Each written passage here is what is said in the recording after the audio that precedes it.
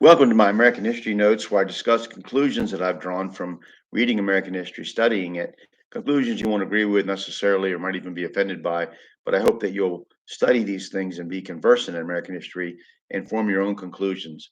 I apologize in advance today.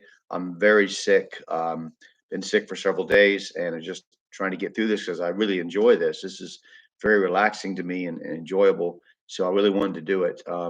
So, let's begin. We're on Jimmy Carter's administration, and in spite of his attitude toward human rights, Carter was also pushed to establish diplomatic relations with all countries, and even pursued normalization of relations with Vietnam, our former enemy, until that country invaded Cambodia.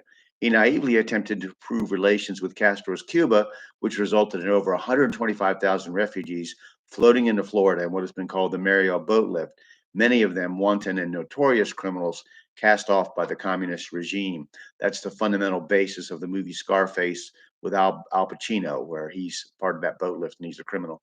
Carter adopted full diplomatic relations with Communist China and cut off diplomatic ties with Taiwan, our anti communist ally, at Red China's demand, and abrogated our mutual defense treaty with that island nation. Although conservatives attacked him as cowardly for buckling under Chinese pressure, the courts upheld his right to abandon our friend, nationalist China. He appointed the first black to represent the U.S. in the UN, Andrew Young, which greatly increased our stature among African nations and set the tone for the Leninist Marxist Mugabe's takeover of Rhodesia and the human disaster that it has become.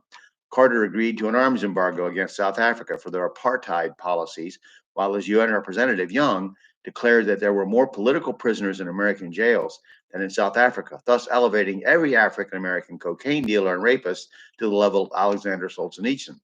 As the great preacher Lester Roloff once said, America had become an insane asylum run by the inmates.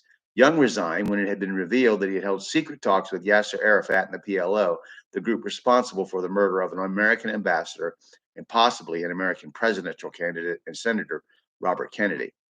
Carter surprised everyone by signing a treaty that would turn over the Panama Canal to the Panamanians by 1999. This surrender of a vital water connection between the Atlantic and Pacific Ocean has resulted in it now being operated by Communist China. Red China had ready cash to buy leases to the canal as it sells over $6 billion worth of goods to us and only buys $1 billion and bankrolls several $100 billion of our national debt. Of course, this is some time ago, so the figures are probably much greater now. Um, so I'm going to continue talking about Carter and his administration, good things and bad things, things that are important. It was an important era. I hope that you'll study American history and come to your own conclusions. I don't care if you disagree with me. I have no problem with somebody disagreeing with me. I'm not somebody who's offended or upset if somebody thinks I'm totally wrong on things, or is even offended by what I say. But what I hope that you'll have your own opinion on American history, that you'll study it, that you won't just have a blank look on your face when somebody mentions something, or you see something on the news, or reference to a historical event, and you don't go, "Wow, man, what's that about?"